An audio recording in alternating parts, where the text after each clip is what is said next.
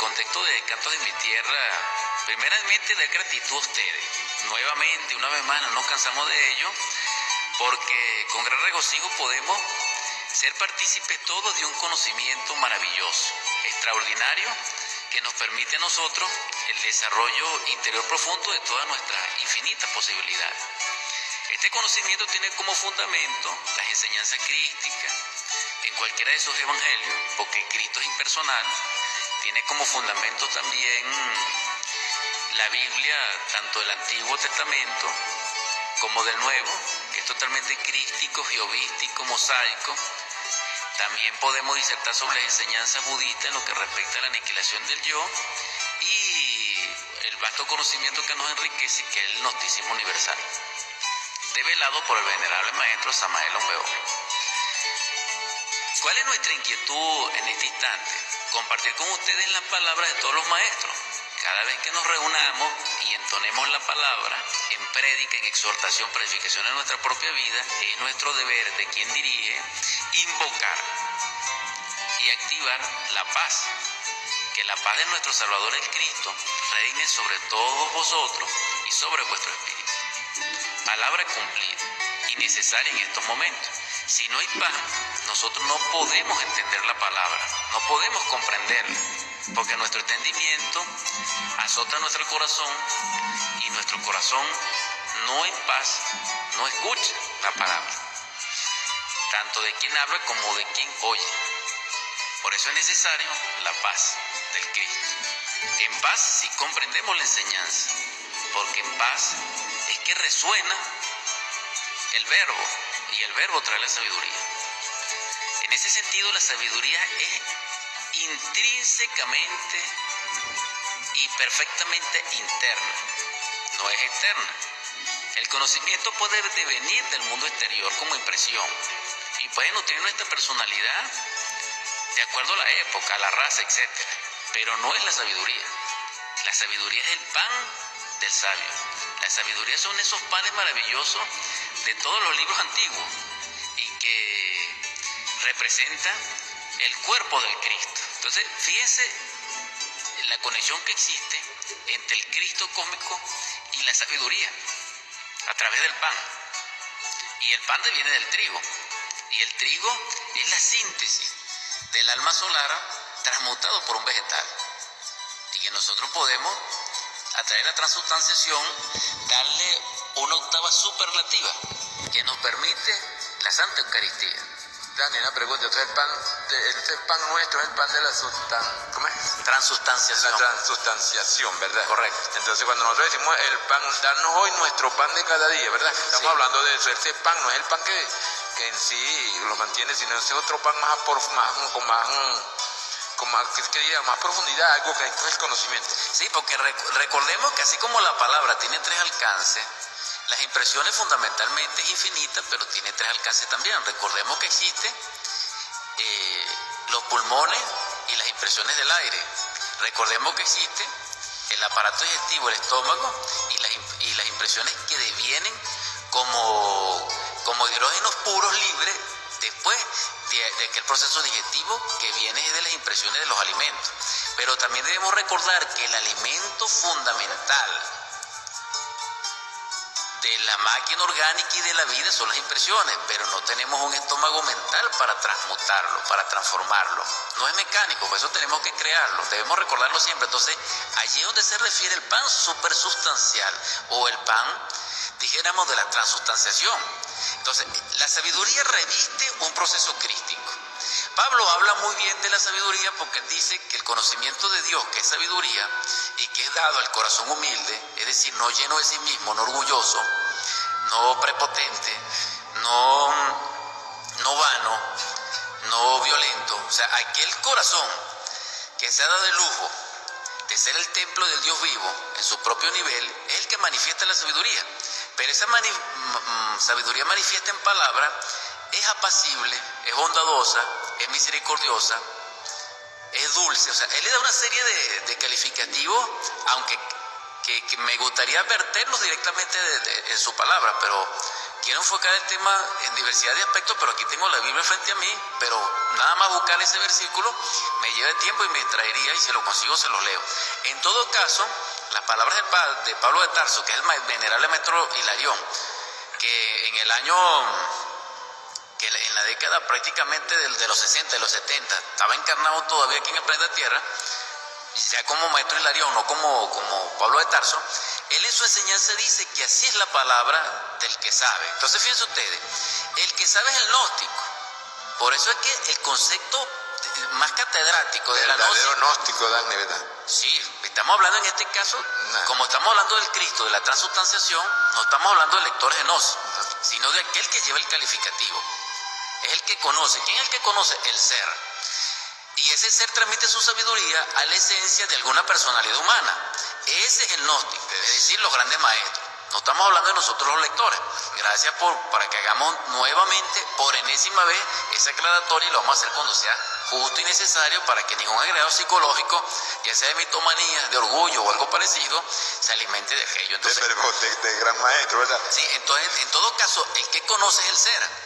Y aquel ser que se encarnó y trabajó una esencia y logró con los tres factores encarnarse y expresarse en el mundo, deja esa enseñanza. Entonces esa enseñanza es solar, esa enseñanza es gnóstica, y por eso uno de los calificativos catedráticos de la gnosis es que es el conocimiento divino reservado a una élite. Pero esa élite es el sacerdocio real de la naturaleza, que se conoce como la logia blanca, o lo que se conoce como, dijéramos, la dinastía solar, que pertenece a los hermanos mayores.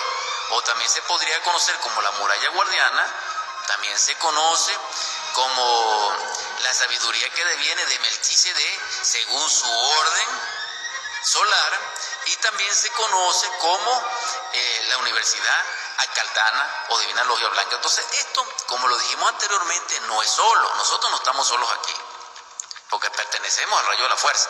Ahora bien, hay algunos otros seres que pertenecen a otro rayo. Sin embargo, todos los rayos pertenecen al crístico, que es la sabiduría de nuestro Salvador. Y esa sabiduría de nuestro Salvador tiene por fundamento una enseñanza que quiero comentar en el marco de Cantos de mi Tierra, que es con respecto a las ocasiones de caer. Sí, quería comentar algo interesante a la audiencia con respecto a las ocasiones de caer. Ha sido realmente impresionante, y dijéramos de pesar, que en el transcurso de la develación del gnosticismo contemporáneo y su vida a través de finales del siglo que nos precedió y en estos años, hemos visto cómo muchos corazones han sido rotos, pues, entre hermano y hermano.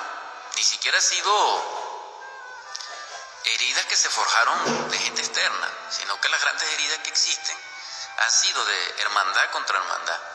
Porque el yo, en estos tiempos del Kali Yuga, o de la Edad de Hierro, no solamente es irreverente, irrespetuoso e igualado, sino que tiene como misión destruir las grandes confraternidades.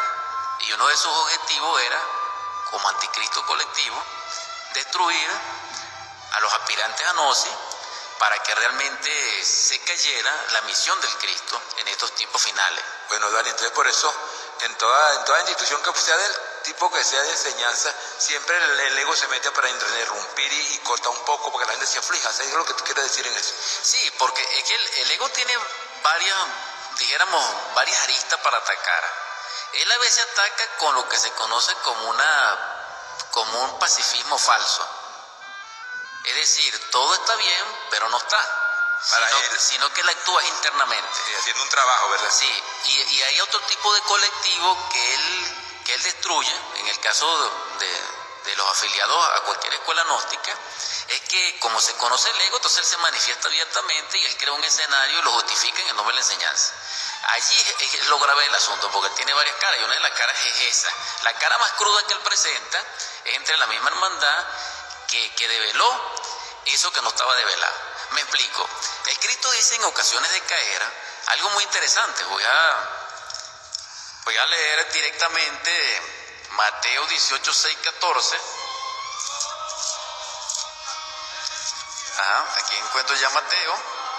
Confirmo, Mateo 18, 6 hasta 14. Dice así: Pero cualquiera que haga tropezar a uno de estos pequeños que ponen fe en mí, más provechoso le es que le cuelguen alrededor del cuello una piedra de molino, como a la que el asno hace girar y que lo hunde en alta mar. Esto nos recuerda internamente la rueda del samsara. Ay del mundo, debido a los tropiezos, pues forzosamente tienen que venir los tropiezos, pero ay del hombre por medio de quien viene el tropiezo. Por eso, si tu mano o tu pie te está haciendo tropezar, córtalo y échalo de ti. Mejor te es entrar en la vida manco o cojo que con 2 manos o 2 pies ser echado en el fuego eterno. Hay una clave aquí, dice, mejor te es entrar en la vida. Significa que nosotros no hemos entrado, porque la condición es entrar en la vida manco o cojo que con 2 manos o 2 pies y ser echado en el fuego eterno. También, si tu ojo te está haciendo tropezar, arráncalo y échalo de ti. Mejor, otra clave, te es entrar en la vida. Fíjense, es de reflexión. ¿Por qué dice entrar en la vida si nosotros supuestamente estamos vivos? Con un solo ojo, que con 2 ojos ser echado al jejena de fuego. Miren, que no desprecien a uno de estos pequeños, porque les digo que sus ángeles en el cielo siempre contemplan el rostro de mi Padre que está en el cielo. Entonces, esto es de reflexión profunda dentro de las grandes hermandades y confraternidades, porque está claro que en sí la vida es de tropiezo, pero hay de aquel que tropieza uno de mis pequeños. La traducción que podemos hacer de mi pequeño en este caso es aquel aspirante en determinado nivel que esté trabajando sobre sí mismo. No estamos hablando aquí en este caso de gente totalmente externa, no. Estamos hablando ya de nosotros, los que nos encontramos en el vestíbulo de la sabiduría o en el atrium, es decir, los aspirantes pues, a discípulos o los discipulados que estamos trabajando sobre sí mismos y de cierta jerarquía de menores 100 años esotéricos que se encuentran en los misterios mayores, que son los pequeños del Cristo. Es decir, los pequeños del Cristo pueden tropezar en la vida misma, pero hay de aquel que los hace tropezar. Entonces, cuando aparece, dijéramos, el tentador, o sea,